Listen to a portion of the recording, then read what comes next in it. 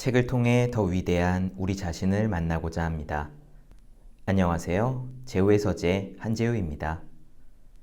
의사이자 명상가인 디펙 초프라는 영성 분야에서 그야말로 세계적인 구루입니다.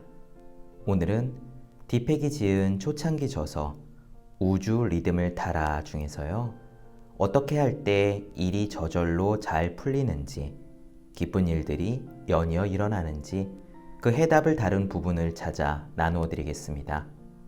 먼저 기쁨 속에 있을 때 일과 돈과 인간관계 등 다른 기적들이 저절로 따라온다는 이야기를 나누어 드립니다. 사람들과 이야기를 나누다가 나는 의문을 품게 되었다. 사람들은 어째서 행복을 첫 번째 목표로 삼지 않는 걸까? 왜 부차적인 수단들을 통해서 행복을 추구하는 걸까? 그리고 나는 더욱 흥미로운 사실을 발견하였다. 우리가 부차적인 수단들 대신 첫 번째 목표로 곧장 행복을 설정하면 그러면 우리가 원하는 다른 것들을 더 쉽게 얻는다는 사실이 그것이다. 많은 영성 전통들이 주장한다. 만일 내가 가장 높은 것을 구하면 다른 모든 것이 따라서 너에게로 온다고. 예컨대 신약 성경에서 그리스도는 말한다. 먼저 하늘 나라를 구하여라. 그러면 다른 모든 것을 덤으로 얻을 것이다. 여기서 하늘나라는 우주 공간 어디 멀리 떨어져 있는 장소가 아니다. 그것은 의식 상태이다. 행복도 그렇다. 많은 사람들이 말한다. 나는 행복하다. 왜냐하면 나에게 가족과 친구들이 있으니까. 좋은 직장도 있고 돈도 있고 안전하니까. 그런데 이 모든 행복의 이유들은 너무 덧없다. 바람처럼 왔다가 바람처럼 가버린다. 그리고 행복이 보이지 않을 때 우리는 기쁨을 얻을 수 있으리라는 무의식적인 희망을 품고 중독성 있는 쾌락을 추구한다. 겉으로 보이는 행복의 이유들은 결코 참된 행복을 만들지 못한다.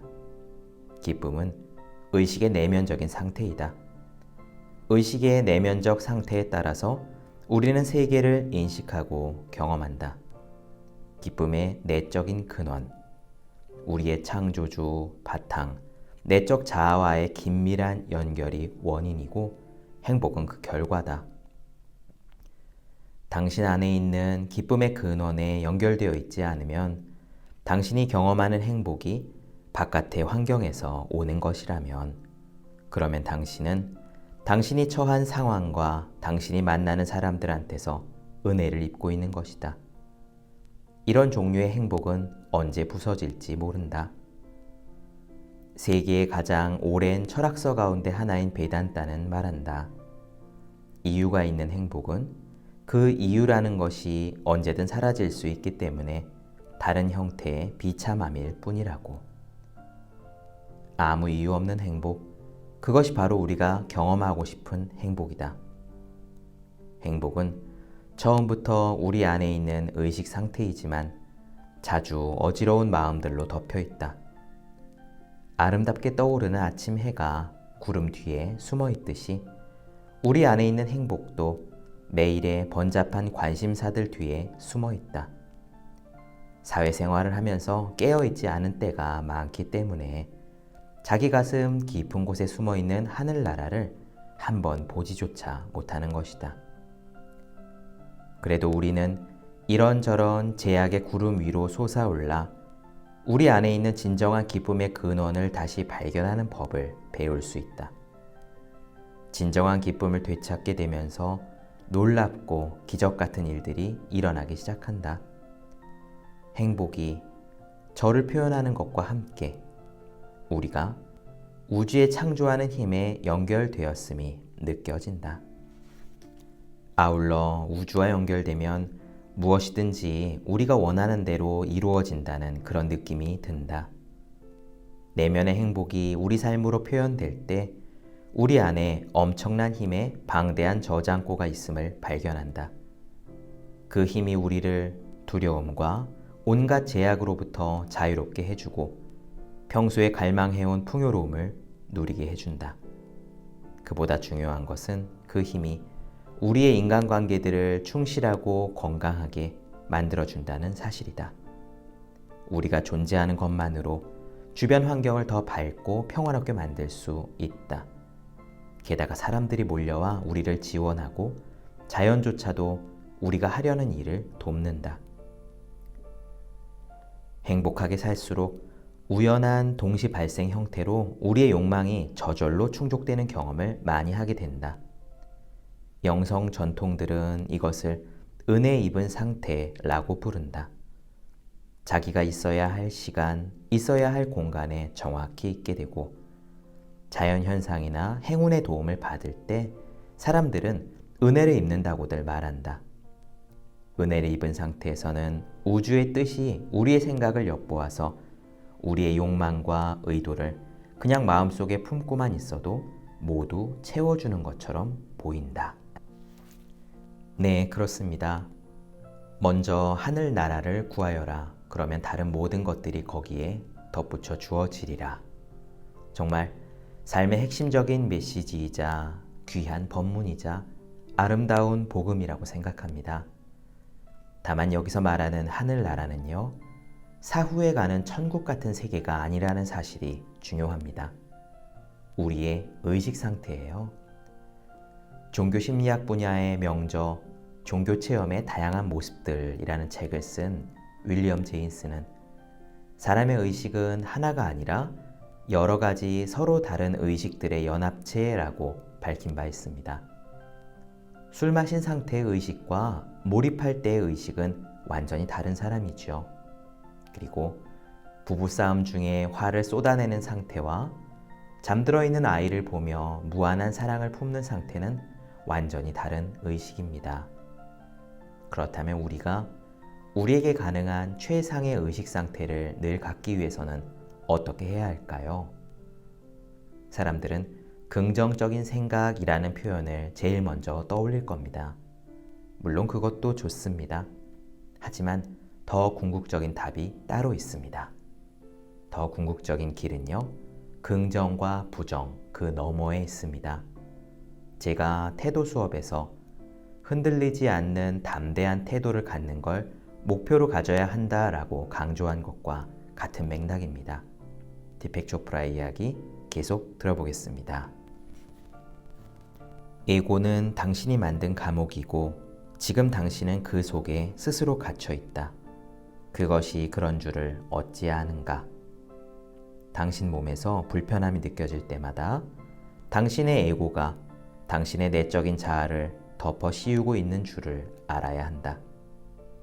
두려움, 의심, 걱정, 근심 따위는 당신의 에고와 연결된 에너지들이다.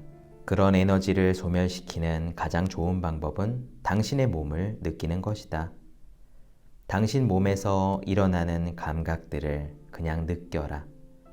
이윽고 그것들이 사라질 때까지 계속 느껴라. 스스로 포로가 된 상태에서 어떻게 풀려나는가? 그것은 자신의 내적인 자아, 자신의 진짜 정체로 돌아가기를 선택함으로써 당신은 자유로워진다.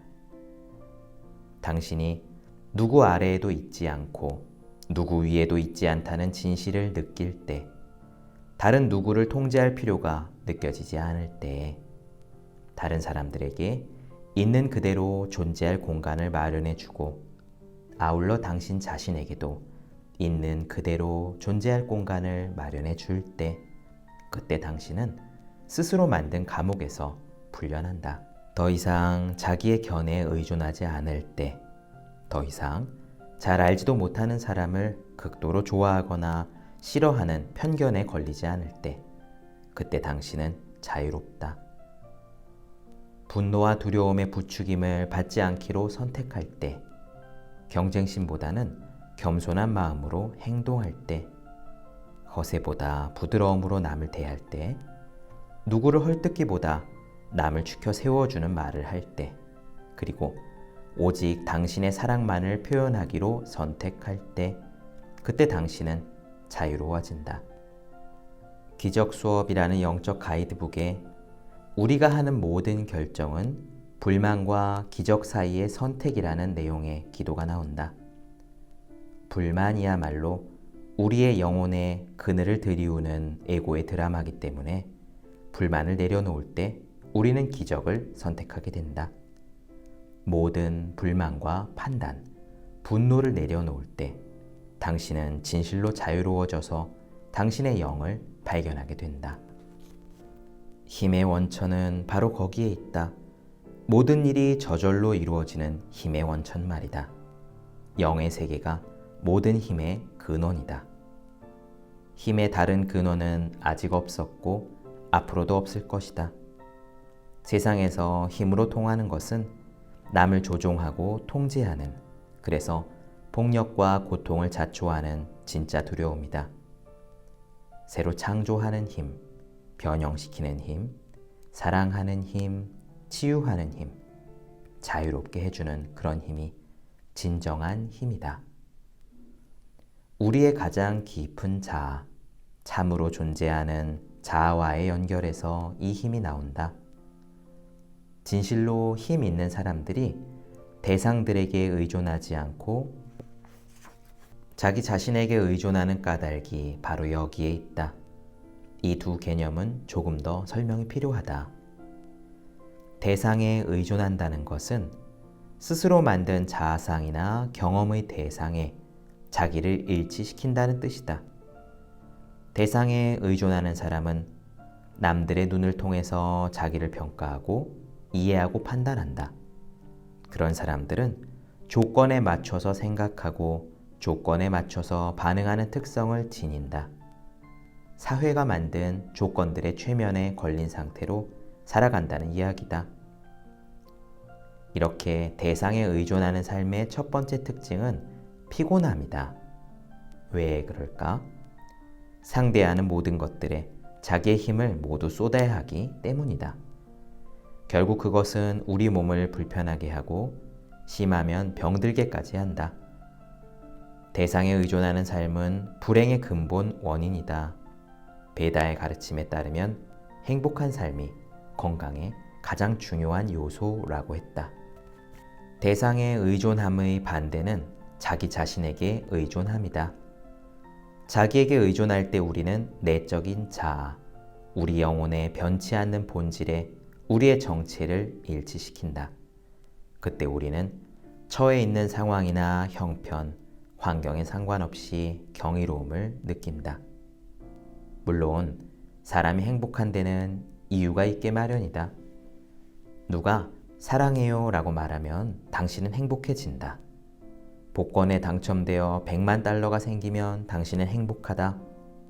이런 종류의 행복은 대상의 의존하는 것의 한 표현이다. 당신은 이래서 행복하고 또 저래서 행복하다.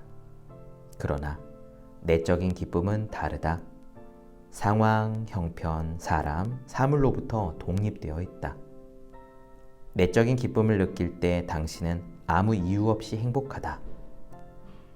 살아서 하늘의 별을 본다는 사실, 아름다운 숲을 산책할 수 있다는 사실, 기적 같은 이 삶을 경험한다는 사실만으로 당신은 행복하다. 모든 것이 일시적이고 끊임없이 바뀐다. 우리가 사는 세계의 본질이 그렇기 때문이다. 그러나 자기에게 의존할 때 당신은 변화에 저항하는 대신에 그것들을 즐길 수 있다. 사람들은 나에게 묻는다. 받아들이기 힘든 상황을 어찌해야 합니까? 분명 나쁜 일이 일어났는데 어떻게 저항하지 않고 오히려 행복할 수 있습니까? 좋다.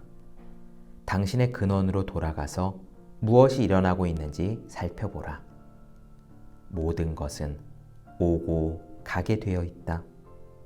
당신은 받아들이기 힘든 상황을 굳이 좋게 또는 나쁘게 보아야 할 이유가 없다. 무엇이 긍정적인 마음인가? 그건 하나의 해석이다. 또 무엇이 부정적인 마음인가? 그건 역시 하나의 해석이다. 그리고 긍정적인 마음과 부정적인 마음의 차이는 때로는 매우 피상적이다. 누가 나에게 긍정적인 마음을 가지는 것이 더 낫냐고 물으면 물론 부정적인 마음보다는 긍정적인 마음을 가지는 것이 더 낫다 라고 답하겠다. 하지만 두 마음 모두 인간의 변덕스러운 마음이고 언제든지 이쪽에서 저쪽으로 쉽게 옮겨갈 수 있다. 눈 깜빡할 사이에 용기가 두려움으로 바뀔 수 있고 눈 깜빡할 사이에 사랑이 질투로 바뀔 수 있는 것이다. 그토록 변덕스러운 게 사람 마음이다. 그러므로 긍정적인 마음보다 더 중요한 것은 침묵하는 마음이다. 우리는 긍정적인 마음과 부정적인 마음을 넘어 침묵하는 마음, 판단하지 않고 분석하지 않고 해석하지 않는 마음으로 건너가는 법을 배워야 한다.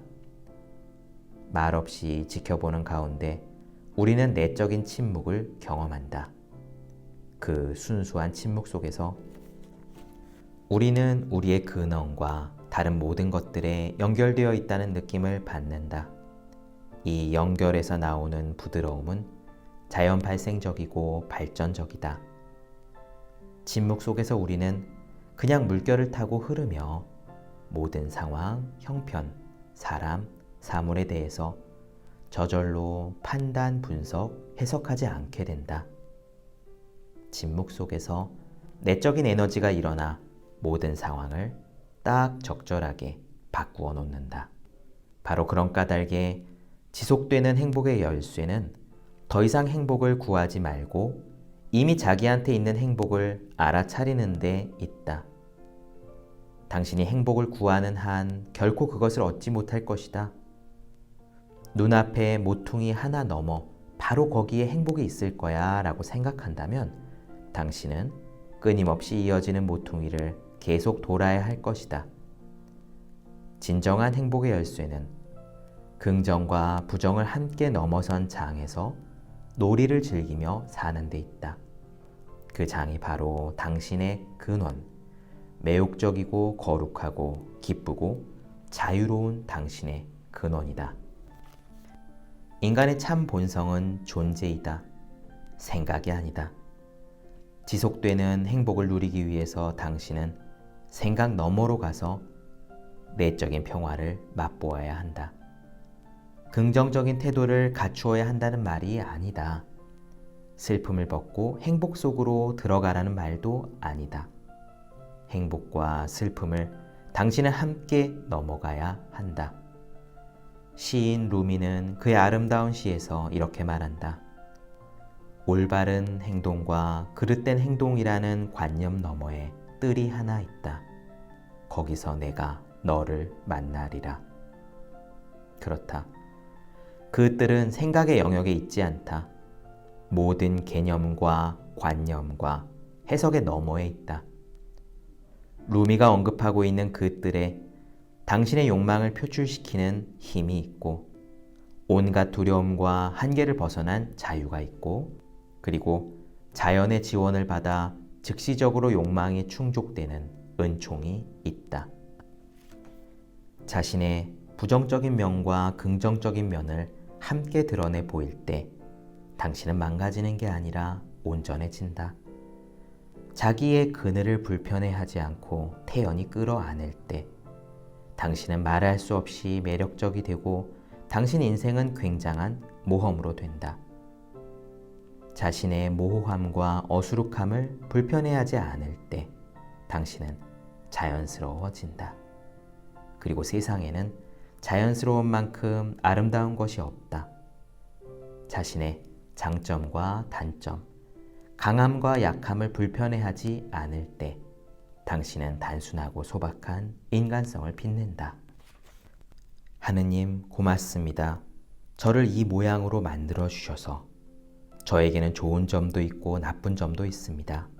모든 것이 제 안에 있는 것이지요. 그러니까 저는 완전한 겁니다. 이렇게 기도할 수 있어야 한다. 전적인 자기 용납은 자기 용서를 의미한다.